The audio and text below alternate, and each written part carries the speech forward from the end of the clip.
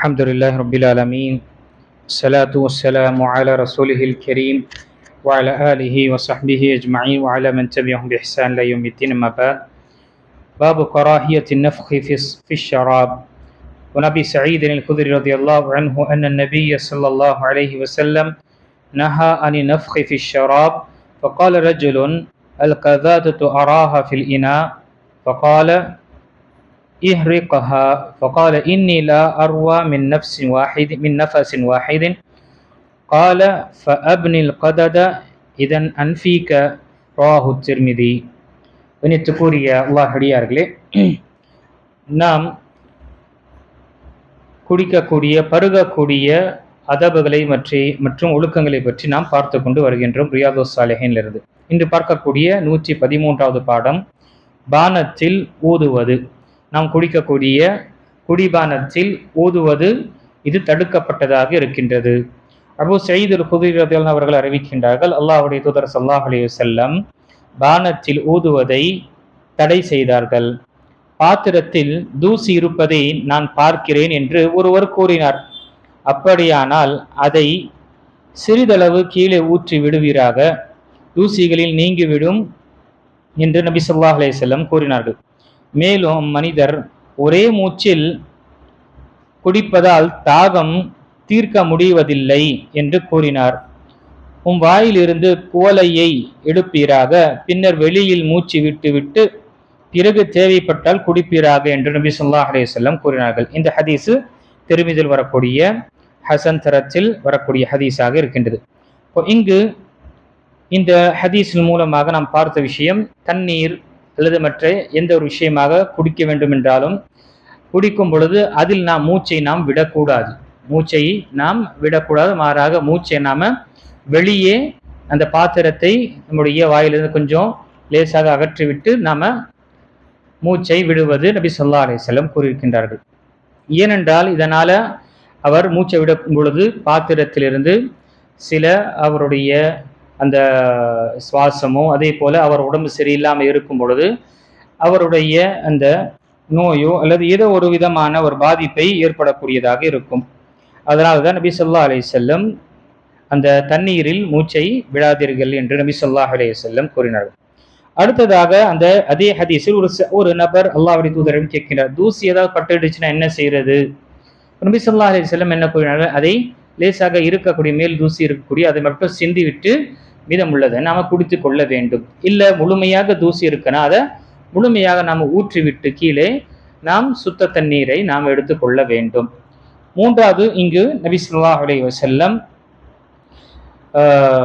மூச்சை நாம் ஒரே மீடரில் நாம் குடிக்கும் பொழுது நம்முடைய தாகம் தணிக்காது, தாகம் நிறைவேறாது. ஆகையால் தான் அங்கு நமக்கு மற்ற இதற்கு முன்னாலும் ஹதீஸ் பார்த்தோம், 2 மூச்சை விட்டு அல்லது 3 மூச்சை நாம் விட்டு நம்ம என்ன செய்யலாம், தண்ணீரை குடிப்பது. இதனால கொஞ்சம் கொஞ்சமாக தண்ணீர் இறங்கும் பொழுது நம்முடைய உடலில் அது நமக்கு ஹைரும் இருக்கு, அதே போல பாதிப்பிலிருந்து நாம் பாதுகாக்கப்படும். இல்லை என்றால் நாம மேலே பாத்திரத்தை உயர்த்தி குடிக்கும் பொழுது அதனால டைரக்டாக தண்ணி போகும் பொழுது ப்ராப்ளம் ஏற்படும். அதனால தான் நின்று தண்ணி குடிக்கும் பொழுது நம்ம எப்படி மீடர் தண்ணீரை ஒரே மீடரில் நம்ம குடிக்கும் பொழுது அதனால வரக்கூடிய பாதிப்புகள் பொதுவாக சில நேரத்தில் மருத்துவ ரீதியாக பார்க்கும் பொழுது ஹெர்னியா போன்ற நோய்கள் வரக்கூடிய வாய்ப்புகள் ஏற்படும் என்ற மருத்துவ ஆராய்ச்சி செய்யக்கூடியவர்கள் கூறியிருக்கின்றார்கள். இப்போ இங்கு இந்த 3 விஷயங்கள் நம்ம நினைவு கொள்ள வேண்டும். குடிக்கும் பொழுது தண்ணீரோ இல்லை மற்ற விஷயங்களை நம்ம குடிக்கும் பொழுது அதில் நாம் ஊதக்கூடாது. சில நேரத்தில் நம்ம டீ குடிக்கிறோம் அல்லது ஏதாவது ஒரு சூடான ஒரு விஷயத்தை பானத்தை குடிக்கும் பொழுது அந்த நேரத்தில் நம்ம என்ன, சில உலமாக்கள் அங்கு லேசாக நம்ம ஊதிக்கொள்வது அனுமதிக்கப்பட்டது என்று சில உலமாக்கள் கூறுகின்றார்கள். ஆனால் அதே ஷேக் உசைமி ரஹிமஹுல்லாஹ் அவர்கள் சொல்லும் பொழுது என்ன கூறுகின்றார்கள், சிறந்தது ஒரு பாத்திரத்தை கொண்டு அதை நீங்கள் ஆற்றி விட்டு அதை குடிங்க. எதை விட நீங்கள் ஊதுவதை விட இன்னொரு பாத்திரத்தில் அதை ஊற்றி அதை ஆற வைத்து நீங்கள் குடிப்பதை இது சிறந்ததாக இருக்கின்ற ஷேக் உசைமி ரஹிமஹுல்லாஹ் இந்த புத்தகத்துடைய விளக்குரையை கூறிய அறிஞர் இங்கு தெரியப்படுத்தி இருக்கின்றார்கள். இந்த ஹதீஸில் கணியத்துக்குரிய அல்லாஹ் நடிகார்களே, எல்லா விதமான ஒழுக்கங்களும் நம்முடைய மார்க்கம் நமக்கு கற்றுத்தந்திருக்கிறது. வெறும் என்ன, சிலர் என்ன கொள்கின்றார்கள், இஸ்லாம் என்றால் என்ன, மனிதனுக்கும் அவனுடைய இறைவனுக்கு இருக்கக்கூடிய தொடர்பு மட்டும்தான் இஸ்லாம் என்று நினைக்கின்றார்கள். அப்படி கிடையாது. இஸ்லாமிய மார்க்கத்தில் படைத்த ரப்புக்கு கொடுக்கக்கூடிய உரிமைகளை பற்றி சொல்லப்பட்டது.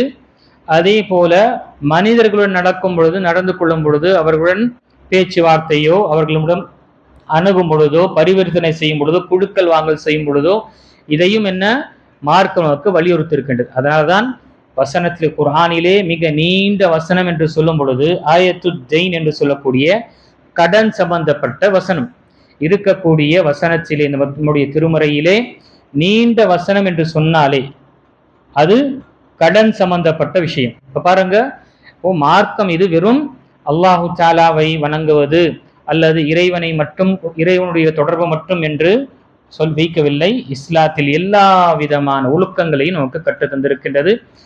படைத்த இறைவனுடைய உரிமை, அதே போல படைப்பினங்களுடைய உரிமை, அது மனிதனாக இருக்கட்டும் அல்லது கால்நடையாக இருக்கட்டும், பறவையாக இருக்கட்டும், விலங்காக இருக்கட்டும், செடி கொடி என்று எதுவாக இருக்கட்டும், அதே போல ஒவ்வொரு மனிதனுடைய தனக்கு என்று சில உரிமைகள், இந்த 3 உரிமையும் இந்த மார்க்கம் நமக்கு கற்று தந்திருக்கின்றது.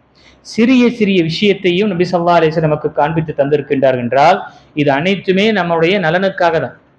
ஹதீஸில் வரக்கூடிய வார்த்தை, அபூதர் ரலியல்லாஹு அன்ஹு அவர்கள் அறிவிக்கக்கூடிய ஹதீஸில் நபி ஸல்லல்லாஹு அலைஹி வஸல்லம் அவர்கள் நம்மை விட்டு சென்றார்கள். எப்படி என்றால் எல்லா விதமான நன்மையான விஷயத்தையும் காண்பித்து விட்டு சென்றார்கள்.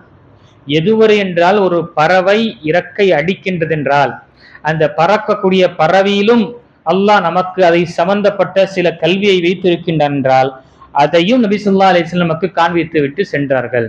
அதே போல எல்லா விதமான தீங்கும் பாவத்தின் தீய செயலையில் இருந்தும் நபி ஸல்லல்லாஹு அலைஹி வஸல்லம் எச்சரிக்கை விடுத்துதான் சென்றார்கள் என்று அபூதர் ரலியல்லாஹு அவர்கள் அறிவிக்கின்றார்கள்.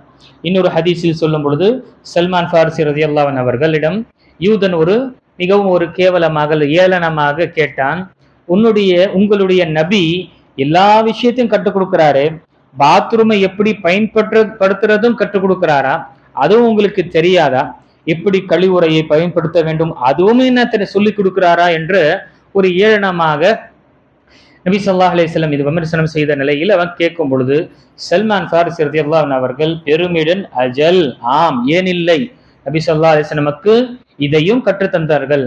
நீங்கள் கல்லூரிக்கு செல்லும் பொழுது அல்லது இயற்கை தேவையை பூர்த்தி செய்ய செல்லும் பொழுது நீங்க என்ன செய்யாதீங்க, முகத்தையோ தன்னுடைய முதுகையோ கிபிலாவை நோக்கி நீங்க அமைத்துக் கொள்ளாதீர்கள். அதே போல தன்னுடைய வலது கரத்தை கொண்டு மர்மஸ்தலத்தை தொடுவதோ அல்லது சுத்தப்படுத்துவதோ செய்யக்கூடாது. 3வது, அது தண்ணீர் இல்லாத பட்சத்தில் கற்கள், செங்கலோ அல்ல மற்ற கற்களை கொண்டு 3 கற்களை பயன்படுத்திக் கொள்ளுங்கள். நீங்க வரட்டியை நீங்க பயன்படுத்தாதீர்கள் சுத்தத்திற்காக.